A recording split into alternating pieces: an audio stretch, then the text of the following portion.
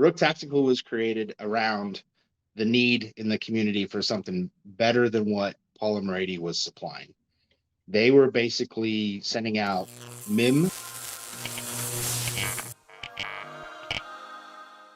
I don't look at it, my role in this community, as anything more than my number one purpose is to reach new people and help them put freedom in their hand, help them to build their own piece of freedom.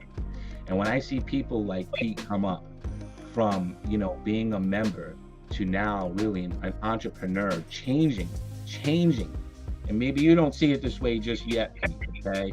But changing the way and the performance of the people that are building, changing their trajectory, and putting freedom in their hand that is dependable and reliable is an enormous feat. And he's done that.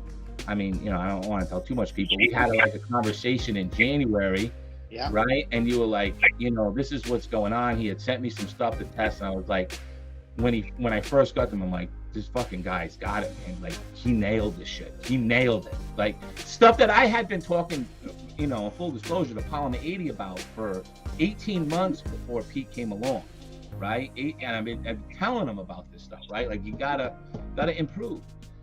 And when I got those first set of rails and I just looked at them, I was like, man, I hope they work, right? I just hope they work, right?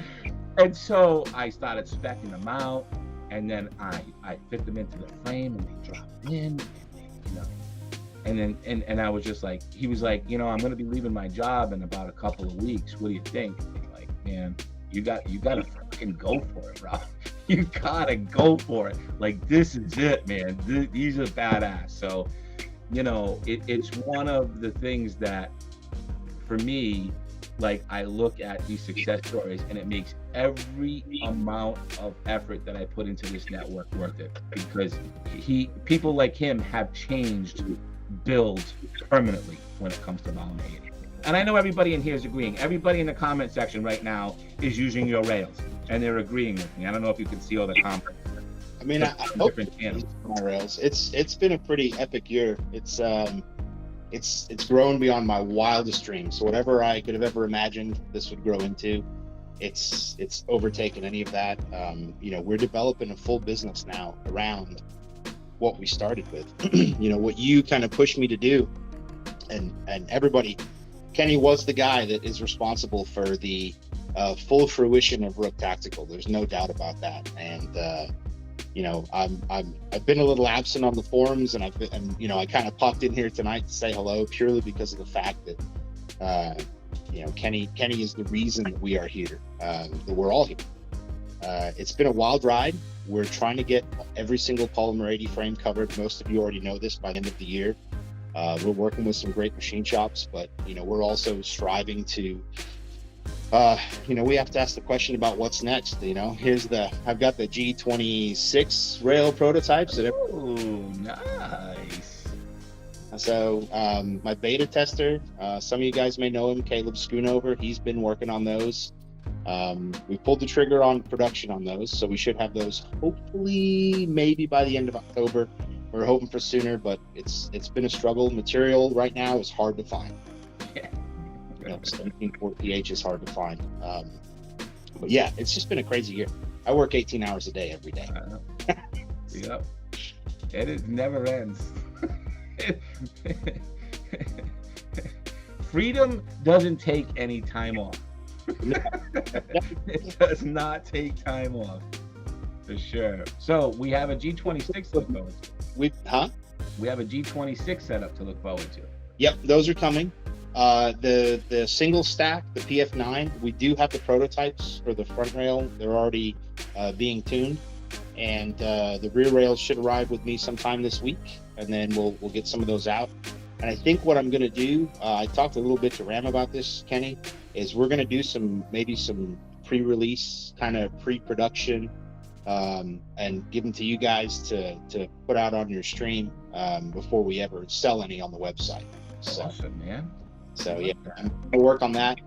I've been talking around about that kind of in the background. Yes, sir. Yes, sir. Yes, sir. Yes, sir. Yeah. So we'll get you guys some of the G26s, some of the first production G26s off the production line. and then we'll work on getting you guys some of the PF9 SS and SS rear rails. Obviously, they're different than everything else. So Perfect. Awesome. Can I keep you to answer to that one question? You just took it off the screen, but yeah, can we have him answer this question? Oh, who, me? Yeah, you. Oh, geez. This guy wants to know the difference between your rails and P80 rails. I mean, I could just sit here and say, listen, trust my brand. What's funny is I put that up by mistake. I wouldn't sign off on anything unless I knew it was the best. But I'm going to let the person who created it answer the question. So, you know, Hey, Rook, put him on full screen. You don't need me. Rook Tactical was created around the need in the community for something better than what Polymer 80 was supplying. They were basically sending out MIM, which is metal injection molded rails, which I'm sure you're all familiar with that term, that were sometimes out of spec, they were warped, they need a lot of work. In order to get them to fit, sometimes they didn't fit at all. There was a lot of warranty requests from what we were hearing and what we were as we were exploring the web and learning more about it. So this is a Polymer 80 rail. And I always keep a couple of these on my desk, and you can actually see, if you look really closely, you can see the warpage in this part of the rail right here. So as an engineer, I looked at it and went, this is a problem, and I like to solve problems.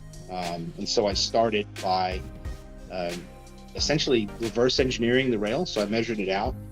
Got my trusty calipers around here somewhere, which I always keep at my desk. This is it. This is the set of calipers that measured every Polymer 80 rail and a set of radius gauges, and I reverse engineered it. And what I discovered was a lot of their stuff was varying in tolerance. It was a lot different in a lot of ways than what it should have been. I think they were shooting for targets and missing. And so what we did was, well, basically this was just me at this point. We're a much larger team now.